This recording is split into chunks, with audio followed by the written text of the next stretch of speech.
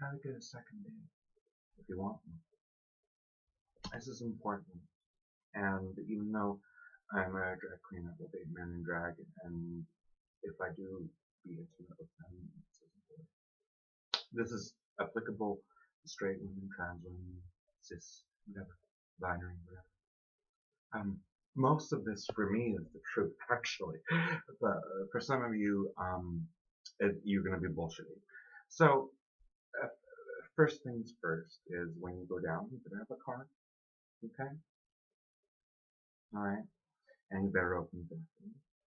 And usually you're going to get red roses, and we'll talk about how you can fix that later. If he's choosing the restaurant, make sure that if he knows his worth straight, if you're a straight woman want a straight man, he will know how to tell you how to dress. Okay? And if he takes you to something that isn't Michelin star, 3 stars, or whatever, and you're sort of suspicious, and you need to let him order, by the way, as well. And he tells you, like, tonight, like, this is the best, and he's not lying. He knows his shit. So, what I usually do is when I come down in drag, I will wear a top and pull it down, and I'll have, like, the cleavage out. And I'll let him see it, and I'll put it back up, and I say, oh, I'm sorry, this is a little too low. I don't feel comfortable in this being seen. So he takes us to the restaurant. You let him order.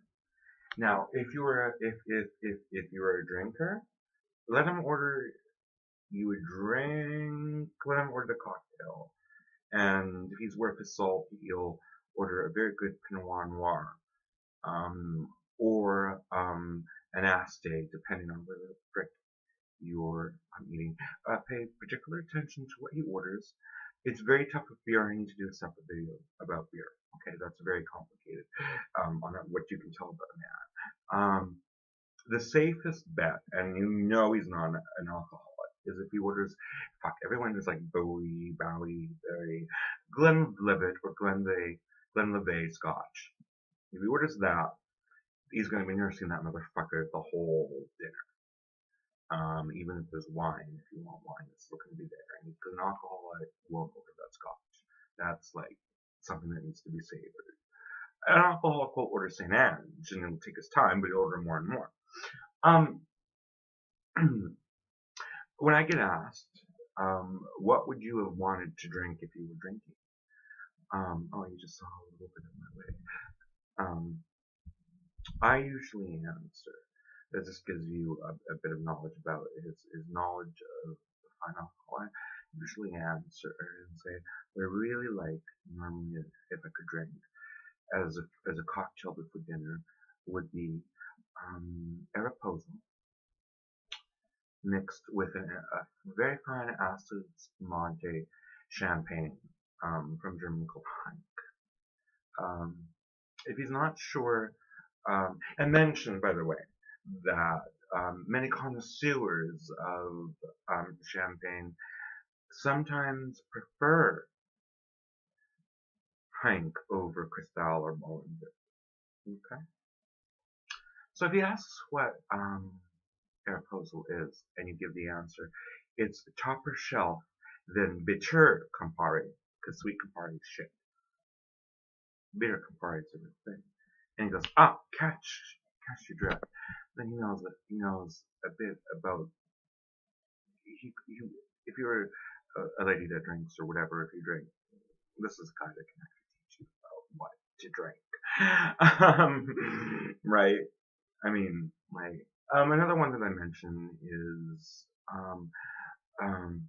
Galliano mixed with a Chateau Saint and mixed with Cointreau. And if they're like, then I work. So, if it's a police officer or a military person, after you quickly, if you've not already, if it's not through the website or something, you can set up with somebody. If you quickly ascertain religion, blah, blah, blah, blah, listen, I know that you have a tough job, and I have a feeling that on a first date, if you start talking about yourself, it's going to be a psychology session. And I want to feel really empowered as a woman. So I'd just like to, for the first one, just talking to myself while we eat. This is really good Billy Wellington, by the way. I had 3, and the ginger beef is really good on this one. By the way, if you want really good calamari, the banana leaf. I know you think Persian or Greek place, but the banana leaf, not on day, but the one in Denman is still open. Ooh, red oysters. And if they don't know how to stack, you have to teach them that. Okay, so you actually drop. I dropped something deep. And in this case, this is the truth. I'm just like, well, I've already mentioned him then dating someone else. I said, actually, I'm really in love with this woman, and the story, and you drop something freaking about yourself. That's real, actually, that they can confirm. And then they sit there and they think for a minute, and they're like, oh, well, this is an upfront chick. I'm not going to have any fucking surprises 6 months down the road. Like, she's living like in an old folks' home that's actually 70 or is bipolar and is supposed to be in a mental institution that there's only one, and that's for psychopaths and criminally insane. Or, and if you have any, like, death-defying diseases, tell them if you have cancer or anything, like, fucking upfront. Like, right away. Okay? And don't make it a sob story. And so, they think this is the only thing wrong with you. And also go, I'm really into individuation and I accept my dark side and my faults. So he will actually drop some deep shit for about 15 minutes, usually, about himself. He never normally reveal that, and some bad shit.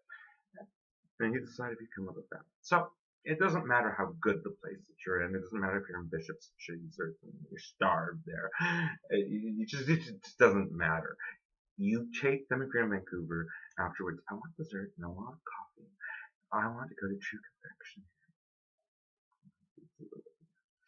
I want to go to True Confectionery. Good lighting. Wonderful ambiance. The coffees aren't that great, but the pie, very good. The milkshakes, very natural. Order what you want. Make sure it has a creamy texture.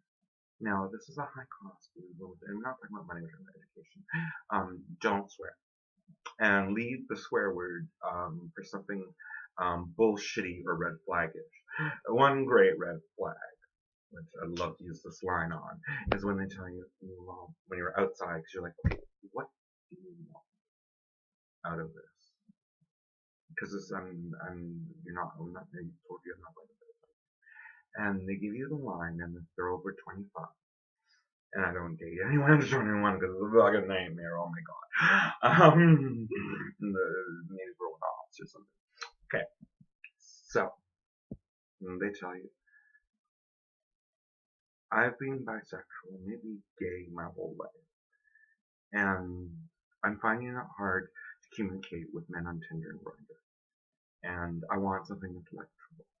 And I find I love plus size women, and I find you think you've got a big nose that's beautiful to me, your lips and everything, like you're just like so beautiful. And I would find, and I'm willing to be with you when you allow me to, fully as a boy, because I'm interested in your penis. And I'm interested in and that one, if they're over 30, I'm like, that's a fucking bullshit. Oh my god, you made me use such vulgar language. How dare you? They start to explain and go, shh. You just throw me a big red flag. But we're still going into the place. You sit down. This is very important for trans women or drag queens. Even if you're a drag queen and you don't give a shit if you're fishy or not. You go to them, if I catch you, I'm a cis woman. You're paying for my taxi cab home. What is dessert? This place is great because the women's bathroom, you can't touch your pre-makeup, you have to go to the men's bathroom to do that. The women's bathroom is like Amsterdam hell. And take your cell phone in your book. Like, I have that voicemail and I did it with my mother. Like, you're fucking dating, you should be all in bed, or why aren't you in an IMO and picking up because I said I would phone at 10. Alright, or 11 or whatever. And so, you go in, you take a picture, and you come out, and you're like, it's like, oh my god! And this was the first time I ever when I went in there. Like, I feel it's a peep show in the women's bathroom. It's like doors are gonna open and men are gonna be like, and then you show them a picture of yourself, sort of like in this with this red light, right? And he's like, whoa, that woman's bathroom is fucking hot, or like that's sultry, or whatever, right? Um, very important thing is if you're if you come in, if you're poor and you're born upper class and highly educated, if you are a swearer and you're from that background, it does indicate that you are very intelligent, by the way. Okay. Um, but try and keep it on the down low and use it for effectiveness. So the thing about the flowers, this is how if you're a straight woman and I'm a gay man, pan man that likes everything that is good. This is the great woman, and you're really panicky about a bi man or a gay man. This is how quick you figure out if he's queer as a $3 bill. I hate to use that term. If you're sick of red roses, I did it tonight actually. He was phoned me and he was like, well, I'm like, baby, I don't want red roses. And by the way, I gave in. I wore bright pink lips for you, and the trashy human haired blonde wig that I love, and if this goes out of style, thank God you can bleach the roots. Okay. Because this thing will last for 2 years and it's totally thrashed. I had it like mangled, I treated badly. Imagine if I had like spent like half an hour combing it out, styling it, and like really doing something with it. I just now, if he doesn't do the cliche 4, which I'll do another video on, and he actually comes up with something appropriate. If you were a straight woman wanting a straight man, there's an indicator. Now, this one was fucking clueless. Like, some wisteria with them. Like, no, honey, this is what I want. I want yellow roses with pink carnations with some wisteria, and I want it wrapped in yellow paper. Now, I find roses to be a waste of money, actually, but it's a symbol. Okay? It's a symbol of I value your time. I value that you're giving me your time. And I value this situation. So, this is where you're going to count everything I've told you that I do is the truth. I'm upfront and transparent. But for a lot of straight girls, this is a bit of my mind. There's one lie in this, and I used to do it differently. And then the famous socialite fashionista taught me something, and then I watched Anna Nicole Smith Exposed, and she did the exact same thing. And I'm like, well, this is so true for me. So he's like, you've ordered, you deserve. You know? Like me, for me, I'm like, no, my boy, right? Like my body is a penis, and I quite love it. And you already know that. There's pictures of me everywhere, and you can see it. But a lot of people say I'm a soulful woman because I just love. It's my cheat night. I'm allowed to be off my huge dive and cancer worrying people. You know, that's next month. Maybe 2 days with them because I'm not sure if it's a. I'm not sure right now if it's a hey, you quit it or if there's something potential because there are 2 things on this one. The other one that is basically an FE. I don't think we could ever fall in love. But it's nice to have someone who will do and treat you nice and take you to nice places. And then wash off your makeup and throw you a bath and then you get to it. That's nice. Okay?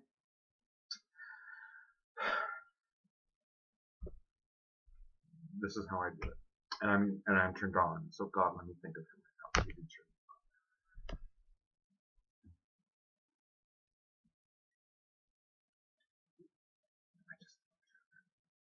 And you've eaten half of it. And you eat fucking dessert, okay? So the myth of letting him talk about himself out and having a salad and not eating a lot. And I overeat when I go on a date. I don't eat that much in my real life, and I'm on a ketogenic diet normally, and there's a lot of calories, but like not much food, but it's filling. But I tend to overeat because he's got to accept and eat it. Okay, and that also indicates that you're very essential. And I have a big mouth, and Freud would be like, "You're stuck in your oral stage, baby." Fuck Freud. So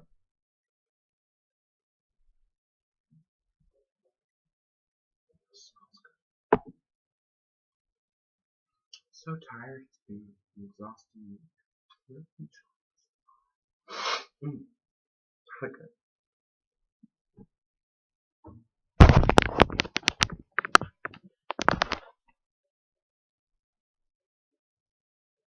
I just want to feel the texture.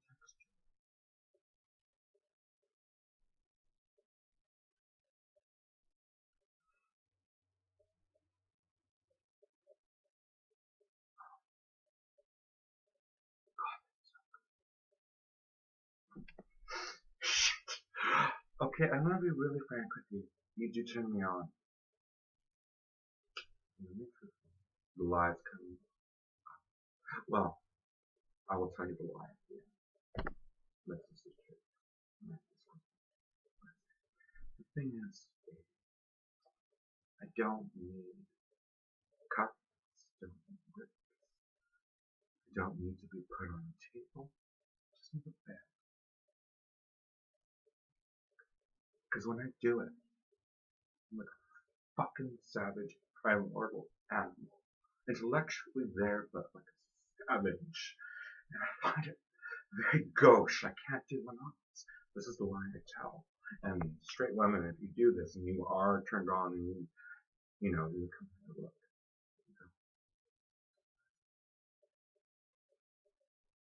I'm only being with, this is being the 20s. You have to go a little up if you're older, or if you've not been married for a long time. You just divorced. I'm really only being 3 men holding. And then that. Because it's, and I go places that when I normally think about them,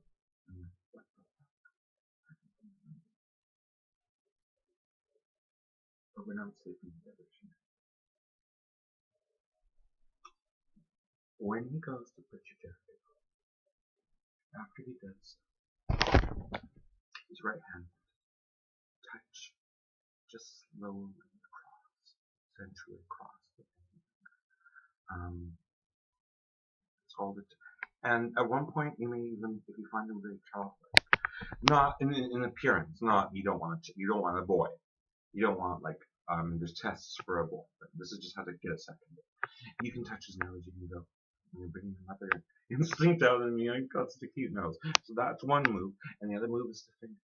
And after you do that, you say, don't make any moves. Have him drive you home, or if you need a one-off, if you don't have someone you can phone that you need a one-off, but I actually wanted to go with the Queen's Care tonight. I wanted to see a couple people, so I had him drop me off. Let him open the door. I walk around. Let him take your hand. Look at me. You know, I'm the type of woman that if someone doesn't love me and I love them, I fall out of love with them. It's not narcissism. If someone's not sexually attracted to me and I'm sexually attracted to that, the man knows this, but at this point, you know, they're fucking fuck you to death. They're like dying, just sweating. I'm not interested in a man that's not interested to get turned on.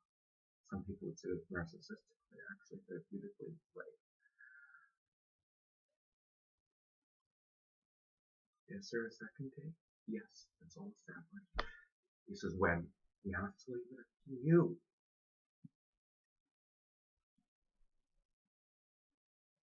And this is how I got my answer. And this one I'm interested in.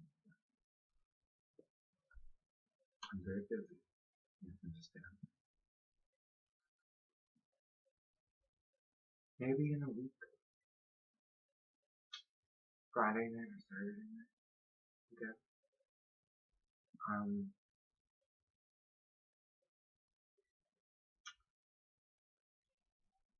He agreed. Now, unless he messages you or text,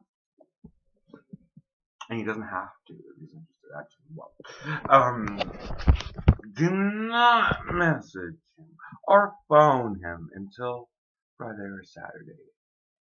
If you haven't already got, baby, I'm please bleeding for you on a Thursday. Can we go out tonight? And you're like, no. You know, I guess you're not interested. And if they really are interested, holy shit. That's just how to get a second